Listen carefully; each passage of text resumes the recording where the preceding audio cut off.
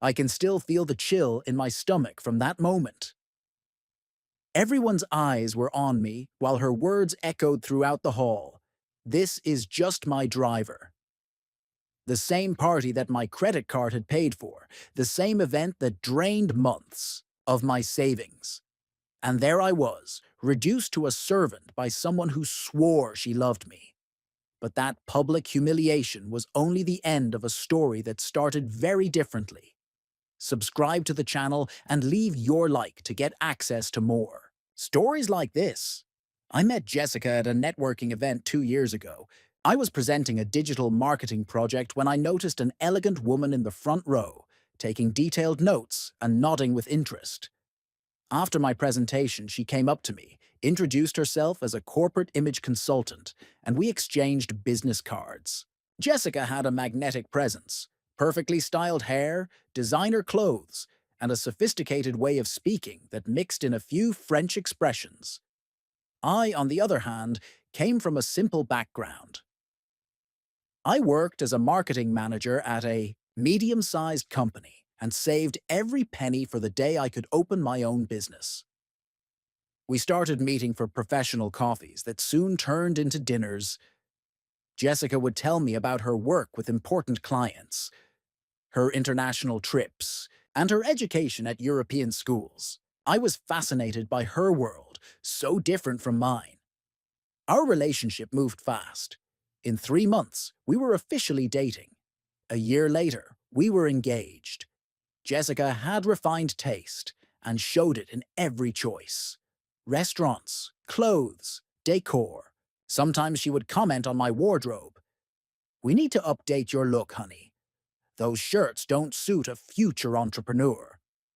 I began to notice subtle patterns. When we went out with her friends, Jessica frequently interrupted my stories or finished my sentences as if she didn't trust my ability to express myself properly. "What he means is" became a common phrase. Once, during a dinner with her colleagues, she laughed when I mentioned my dream of opening a marketing agency. "Michael is so adorable with his plans. Who knows someday, right, dear?" The remark came with a condescending smile, but I chose to ignore it. After all, relationships require understanding, right? 6 months after our engagement, Jessica revealed that her financial situation wasn't as stable as she made it seem. Her parents, immigrants who had built an import business, had lost almost everything on a failed investment. The luxurious image she maintained was supported by debts and maxed out credit cards. "We've always been a prestigious family," she explained with tears in her eyes. "I can't just give up who I am." Meanwhile, I had almost 80,000 rials saved up for my future business. Years of overtime, side jobs, and a modest life had built that reserve. Jessica knew that. "It's just a rough patch," she said. "When my parents get back on their feet and our businesses take off, we'll pay back every cent." I started helping quietly, first by paying more than my share of the bills when we went out, then by lending money for her rent when she claimed her clients were late with payments. Before long, I was covering her car payments and even chipping in for her parents' expenses. When Jessica's 30th birthday approached, she expressed a desire to throw a memorable party. "It will be important for my career, Michael. All my contacts will be there." The wish list was ambitious: an exclusive rooftop at a five-star hotel, gourmet buffet, a famous DJ, personalized decor, and a designer dress just for her. The initial budget of 15,000 quickly went over 35,000 Rs. "It's too much money, Jess," I commented hesitantly. "I thought you wanted to see me happy," she replied, visibly disappointed. "Besides, think of the contacts we'll make. It's an investment in our future together." I gave in.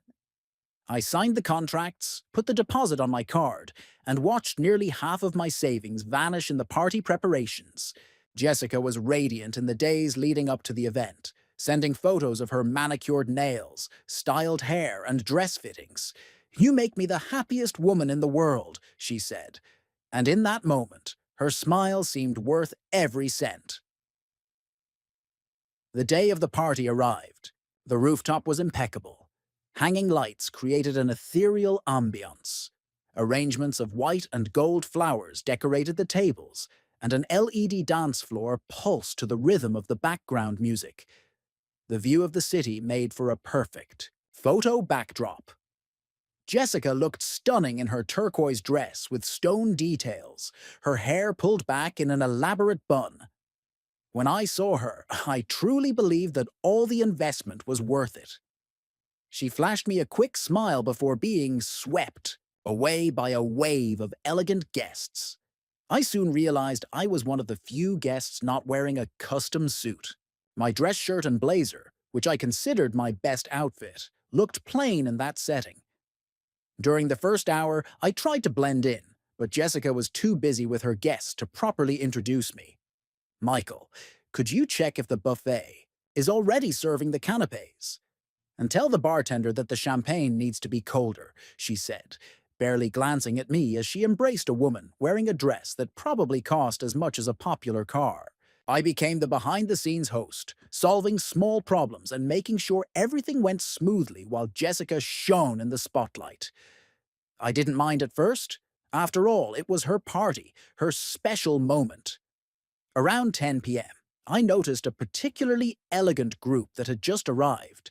Men in Italian suits and women adorned with extravagant jewelry.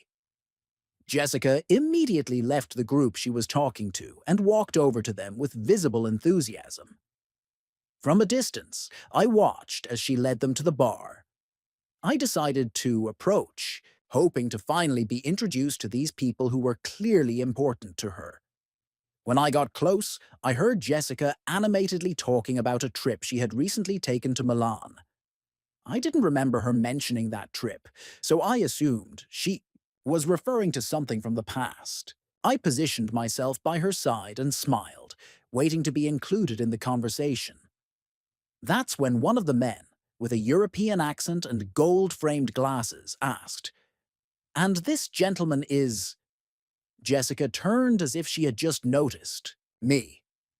There was a brief, almost imperceptible pause in her eyes before she answered, "Ah, this is just my driver." She said it in a normal tone, not a whisper. She said it naturally enough for everyone around to hear. The group nodded politely and went back to their previous conversation, completely ignoring me. I froze. I tried to look for any sign in her eyes that it was a weird joke, but Jessica had already turned away, continuing her story about boutique hotels and exclusive European neighborhoods. "Sorry," I said, lightly touching her shoulder. "I don't think I understood correctly." Jessica turned, visibly irritated by the interruption. "Michael, I'm in the middle of an important conversation," she said through clenched teeth. "You just introduced me as your driver," I said quietly but firmly. She sighed, quickly glancing at the group who were now watching our interaction with polite curiosity. "We're discussing business.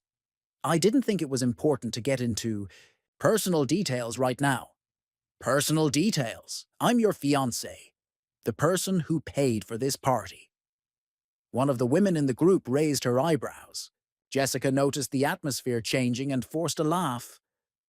"Michael is joking, of course. He helped me with some of the party details." "Some details?"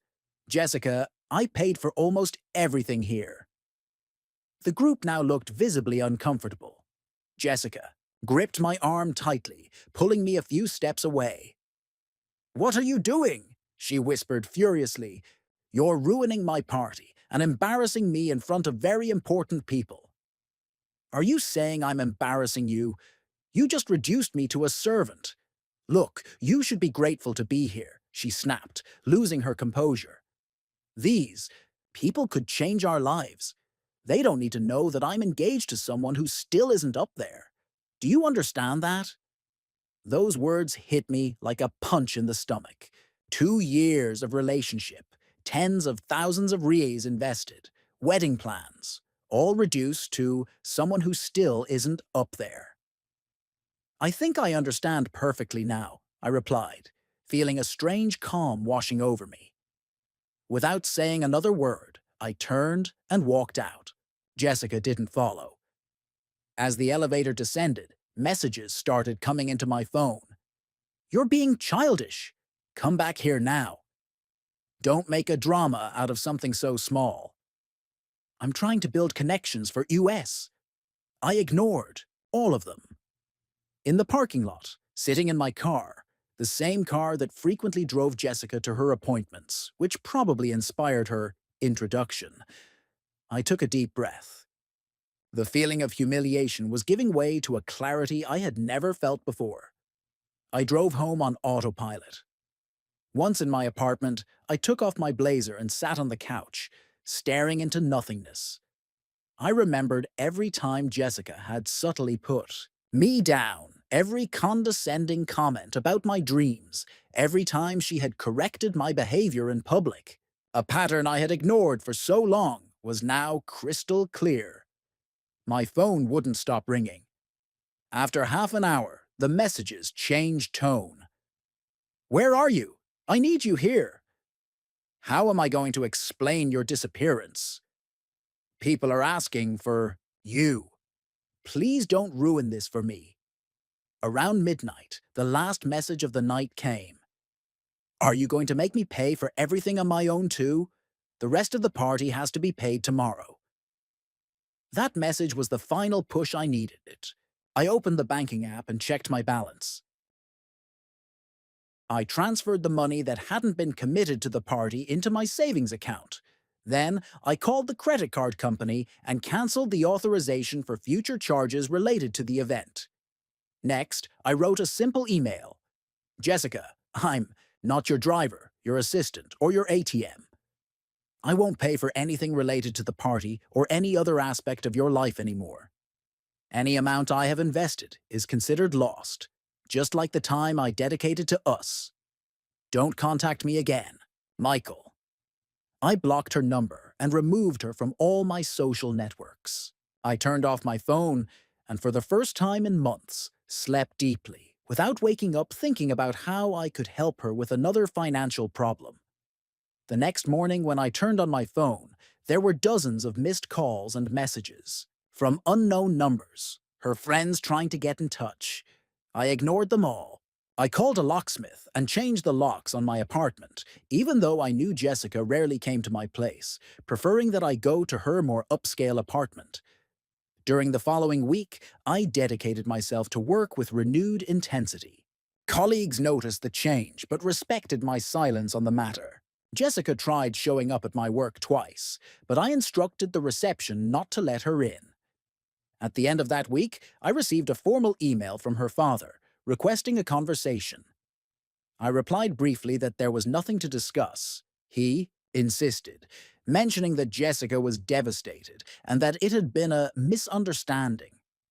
I agreed to meet them, not for Jessica, but out of respect for the parents with whom I had always maintained a cordial relationship.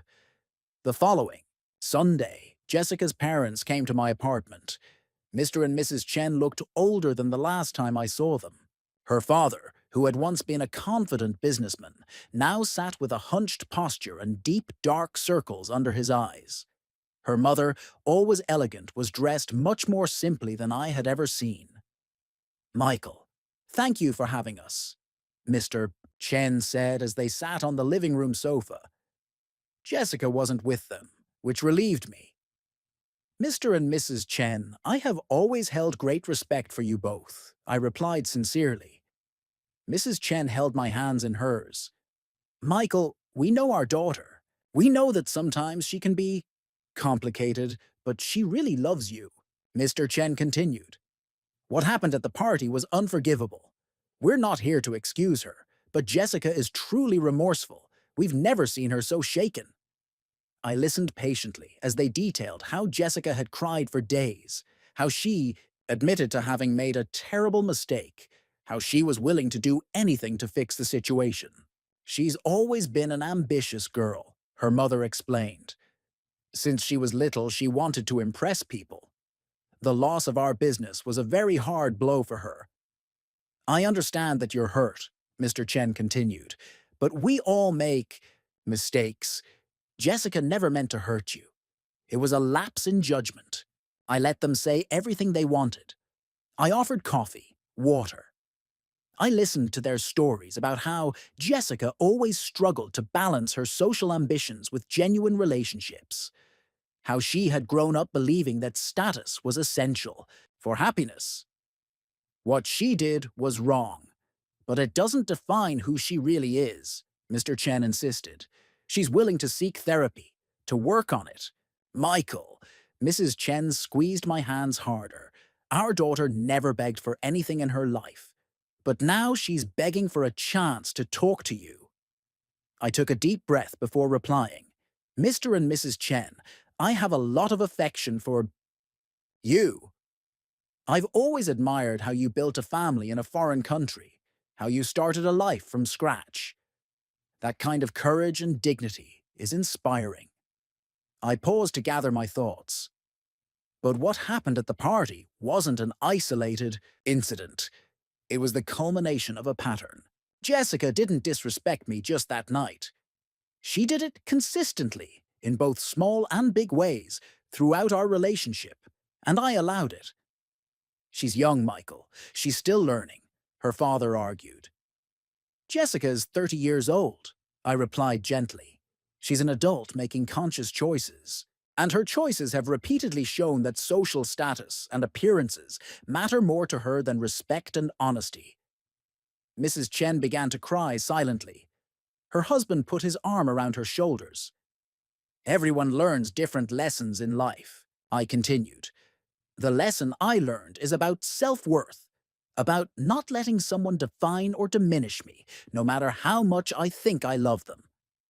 Love can overcome these obstacles if both are willing to work on it, Mr. Chen insisted. Love requires mutual respect as its foundation, I replied. Without that, it's not love. It's dependency, habit, fear of being alone. Did I really deserve to be called just the driver after investing so much emotionally and financially in this relationship? Did I deserve to hear that I should be grateful for being here? They fell silent. My decision isn't about revenge. It's about preservation, the preservation of my dignity, my peace of mind, and my future. After Jessica's parents visited, I spent the next 2 weeks in relative calm. The bombardment of messages and attempts to contact me gradually subsided. I began to reorganize my finances, figuring out how long it would take to recover the money I had invested in the relationship. I resumed planning for my own business, something I had put on the back burner, while prioritizing Jessica's immediate needs. One Tuesday night, I received a call from Mr. Chen. It was unusual. Since our conversation, we hadn't spoken, and I thought the matter was over. Michael. His voice sounded tense. I know I promised not to bother you again about Jessica, but we're in a complicated situation. I took a deep breath, feeling a familiar tightness in my chest. What happened, Mr. Chen? It's about Jessica's apartment. There's been a problem with the building. Something with the plumbing has damaged several apartments. All the residents have to contribute to the repair, even if their apartments weren't directly affected. I stayed silent, waiting for him to continue. The amount is substantial, around 15,000 ries. Jessica doesn't have that kind of money right now, especially after the party debts. She tried to negotiate with the building management, but they're threatening legal action if they don't get paid by the end of the week. I understand the difficult situation, I replied calmly, but I don't understand why you're coming to me with this. There was an awkward pause. Michael, I know it's not your responsibility, but Jessica has always relied on your help at times like these. She's desperate, not sleeping, not eating properly. Mr. Chen, I interrupted gently. Throughout our relationship, I helped Jessica in countless ways. I paid bills, covered emergencies, financed luxuries. I did it because I believed we were building something together, that we were partners. And you can be partners again, he attempted. Jessica realized her mistakes. She's changed. People don't change in 2 weeks, Mr. Chen. What changes are tactics when you're desperate. I heard him sigh deeply on the other end of the line. You're not calling because Jessica really changed, I continued. You're calling because she needs money. If I helped now, I'd be sending a clear message that you can treat me however you want, and when you need something, just come with. A sad story. That's not it, he protested weakly. Mr. Chen, I have immense respect for you. I know you're in a difficult position trying to help your daughter, but I need to be completely honest. Jessica is no longer my responsibility. Her financial problems are not my problems. And if she loses the apartment, where will she go? She has influential friends, doesn't she? The ones for whom I was just the driver. Maybe one of them can help. The silence that followed was heavy. When Mr. Chen spoke again, his voice was choked. Forgive me for calling, Michael. You're right. It wasn't fair to put this on you. There's nothing to forgive, Mr. Chen. I truly hope you find a solution. Me too, son. Me too. After hanging up, I sat on the couch and reflected on the conversation. Part of me felt a pang of guilt. I could have helped after all, but a stronger inner voice reminded me that this cycle needed to be broken for good. The next day, I transferred 5,000 riels to a charity that helps women in financially vulnerable situations. Not to get back at Jessica, but to remind myself that generosity and empathy are qualities I value, just directed toward those who truly deserve and need it. In the following weeks, I occasionally heard indirect news about Jessica. Apparently, she managed to negotiate her debts and keep her apartment, although she had to sell some of her designer bags and jewelry. I also learned that she had stopped frequenting certain social circles, probably when it became clear that she could no longer maintain appearances without my financial support. Once we accidentally crossed paths at a cafe in the city center. Our eyes met briefly. She seemed to want to approach, but only gave a slight nod and quickly left. I realized I felt neither anger nor resentment, just a calm detachment, as if looking back on a chapter of my life that was completely closed. 6 months after the party incident, I used the money I had saved and had not spent on Jessica as a down payment on a small office. My digital marketing agency started modestly, but with a solid foundation and a clear vision. Ironically, the experience with Jessica taught me a lot about authenticity and true value, lessons that I applied to the way I built my business and relate to my clients. As for Jessica's parents, I occasionally receive an email from Mr. Chen, always respectful, never mentioning his daughter, just asking how the business is doing and wishing me well. I reply in the same manner. Some human connections survive, even when others are irreparably broken. It's hard to exactly quantify how much financial and emotional investment I lost in those 2 years. I roughly calculate about 80,000 riels spent directly on Jessica and her family, not counting gifts, trips, and other small gestures that added up over time. But the greater cost was in dignity and self-esteem, values that, thankfully, I managed to recover. Reflecting on this experience today, I recognize that both of us were responsible for the imbalance in the relationship. Jessica may have taken advantage of the situation, but I allowed it to happen repeatedly. I ignored clear signs because the idea of being with someone I considered out of my league fed my ego in ways I didn't realize at the time. I'd like to share a few lessons I learned on this journey, hoping they might help others recognize harmful patterns in their own relationships. First lesson: genuine love never requires you to be diminished. In a healthy relationship, your partner wants you to shine, not to dim your light so that theirs appears brighter. If you constantly feel small next to the person who claims to love you, that isn't love, it's control. I realized that Jessica never truly celebrated my achievements. When I got an important promotion at work, Her first question was whether I could now buy a better car.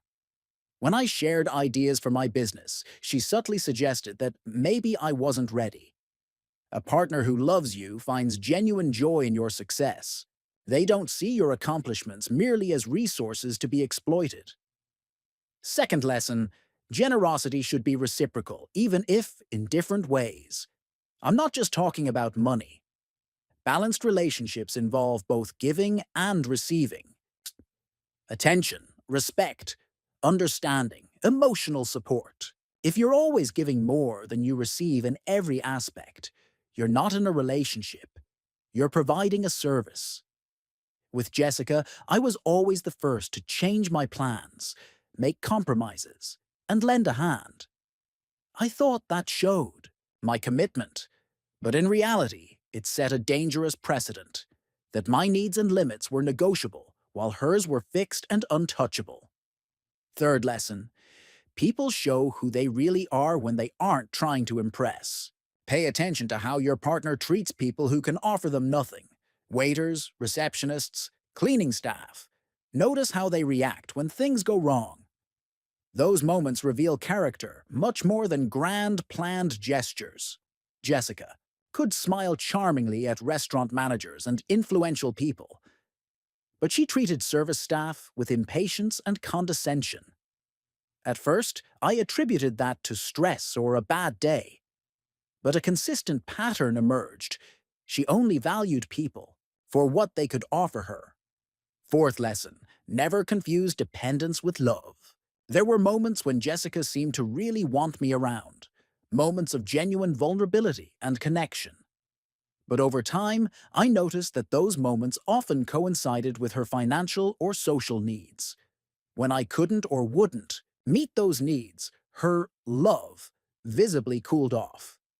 True love remains steady, even when you're not being useful at that moment. It may naturally fluctuate in intensity, but it doesn't disappear when you set healthy boundaries. Finally, perhaps the most important lesson.